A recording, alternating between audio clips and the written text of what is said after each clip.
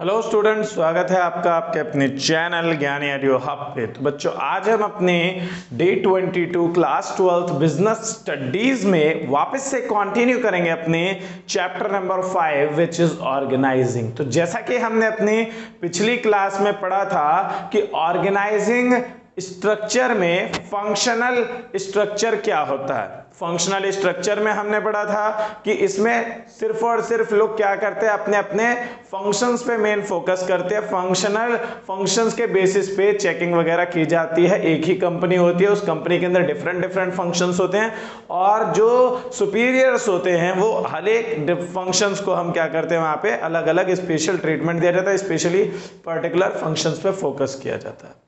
आज हम वापस से कंटिन्यू करेंगे अपने डिविजनल स्ट्रक्चर को। तो आइए स्टार्ट करते हैं हम अपनी आज की क्लास।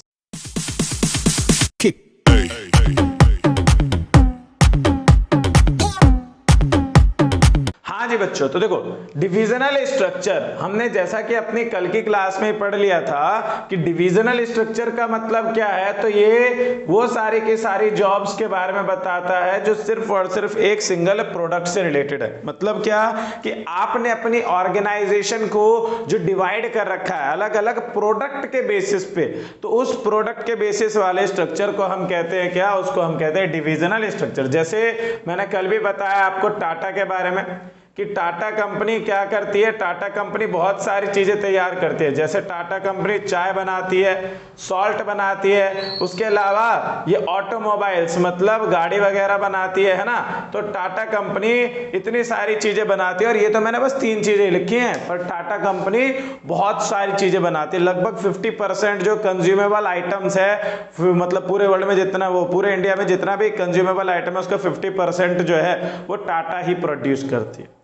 तो यहां हम टाटा के सिर्फ 3 उसको ले रहे हैं। तो देखो टाटा बहुत सारे प्रोडक्ट बनाती है, तो उसने अपने सिर्फ और सिर्फ, जब वो सिर्फ और सिर्फ एक प्रोडक्ट की बात करता है तो उसको हम कहते हैं क्या, डिविजनल स्ट्रक्चर। मतलब कि जब उनके पास एक से ज्यादा तरीके का प्रोडक्ट है तो हर एक प्रोडक्ट का अलग डिपार्टमेंट बना दो कि भैया ये वाली जो बिल्डिंग है ये टाटा टी के लिए है, सिर्फ और सिर्फ टी के लिए, चाय वाले, और ये वाली बिल्डिंग सॉल्ट के लिए, ये वाली बिल्डिंग ऑटोमोबाइल्स के लिए। तो इस तरीके से ऑर्गेनाइजेशन में स्ट्रक्चर बनाया जाता है। बात आती है कि सर अगर हमने हमारे ज्यादा प्रोडक्ट है और हमने फिर उनको डिविजनल स्ट्रक्चर मतलब अलग अलग प्रोडक्ट का अलग अलग सेगमेंट, अलग अलग डिपार्टमेंट बना दिया, तो उससे फायदा क्या, नुकसान क्या। तो देखो भाई, फायदा, एडवांटेजेस क्या है। तो पहला फायदा है कि आप सिर्फ और सिर्फ प्रोडक्ट को देख रहे हो, तो आप उस प्रोडक्ट के रिगार्डिंग, उस प्रोडक्ट में कोई चेंज लाना है, कोई डिजाइन में चेंज करना है, पैकेजिंग डिजाइन, मटेरियल डिजाइन, ठीक है, तो कुछ भी चेंज करना है आप जल्दी ही चेंज कर सकते हो। मतलब बस आपने डिसाइड करना है और उस चीज का अनाउंस कर देना। आपने सिर्फ और सिर्फ एक प्रोडक्ट की बात हो रही है तो अपने अपने प्रोडक्ट वाले सेगमेंट में जाकर के उसका नोटिस दे देना है, बस उसी हिसाब से प्रोडक्ट स्टार्ट हो जाएगा, तैयार होना। मतलब डिसीजन मेकिंग फास्ट होता है। दूसरा अकाउंटेबिलिटी, मतलब अगर किसी डिपार्टमेंट ने गलती कर दी, मतलब चाय ने गलती कर दी या सॉल्ट में गलती हो गई या ऑटोमोबाइल में गलती हो गई, तो आपको पता लग जाएगा किस डिपार्टमेंट, मतलब कौन से प्रोडक्ट में मिस्टेक हुई है, फिर आप सिर्फ और सिर्फ उस प्रोडक्ट को ट्रीट करोगे। जैसे फंक्शन में क्या होता था कि फंक्शन में क्या होता था, प्रोडक्ट एक ही रहता था, फंक्शन अलग अलग रहते थे, तो फंक्शंस में हम पकड़ नहीं पाते थे। पर भैया प्रोडक्ट के केस में तो पता लग ही जाएगा ना। अगर सब्जी में नमक तेज है तो पता लग जाएगा ना नमक ज्यादा है, तो प्रोडक्ट के केस में पता लग जाता है। तो इसलिए हम इजीली अकाउंटेबिलिटी मतलब पूछ सकते हैं किसी पर्टिकुलर प्रोडक्ट जिसमें भी मिस्टेक आई है। फिर अपना आता है फ्लेक्सिबिलिटी, कि इसमें फ्लेक्सिबिलिटी बहुत ज्यादा होती है। क्यों? क्योंकि जैसे चाय है, चाय के अंदर प्रोडक्शन, मार्केटिंग, अलग अलग डिपार्टमेंट होता है। तो अगर हमने शुगर वाले प्रोडक्शन को चाय वाले प्रोडक्शन में डाल दिया तो वो इजीली उसमें काम कर सकता है, तो फ्लेक्सिबल होता है, बहुत कोई दिक्कत वाली बात नहीं होती। फिर अब प्रोडक्ट स्पेशलाइजेशन की, हमने प्रोडक्ट का डिपार्टमेंट बना रखा है, तो जैसे उसमें सब अपने फंक्शन पे फोकस करते थे, इसमें सिर्फ और सिर्फ अपने प्रोडक्ट के ऊपर फोकस करेंगे, क्योंकि हम प्रोडक्ट वाले मैनेजर से बात कर रहे हैं अभी।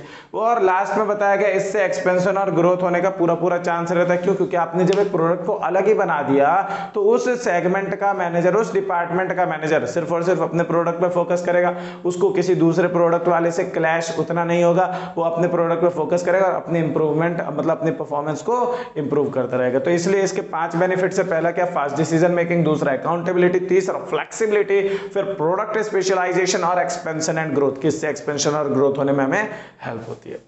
बात आती है सर इसका नुकसान क्या है, तो नुकसान का कोड है पीसीएम।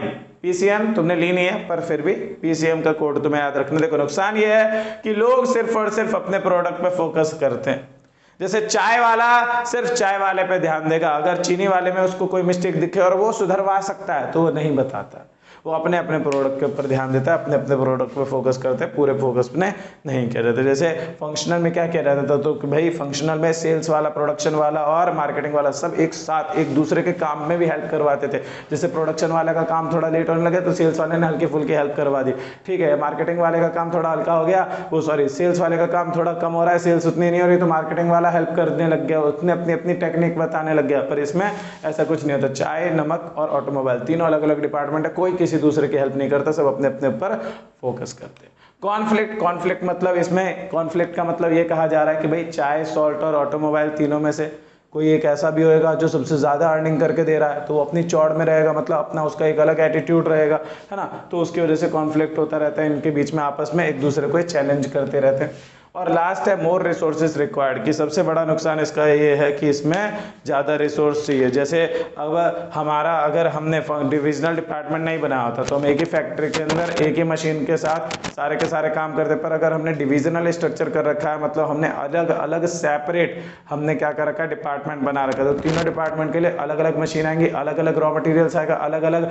वर्कर्स लगेंगे उस पर, तो ऑटोमेटिकली रिसोर्स की ज़रूरत ज़्यादा रहती है। तो ये डिविजनल स्ट्रक्चर के फायदे और नुकसान है। तो आज की क्लास में हमने खत्म किया अपना डिविजनल स्ट्रक्चर के एडवांटेजेस एंड डिसएडवांटेजेस। बाकी वीडियो यही होती है समाप्त। मिलते हैं आपसे नेक्स्ट वीडियो में। वीडियो अच्छी लगी तो वीडियो को लाइक करें, अपने चैनल को सब्सक्राइब करें और अपने दोस्तों के साथ शेयर करें ताकि उनको भी प्रॉपर सब कुछ मिलता रहे। Thank you.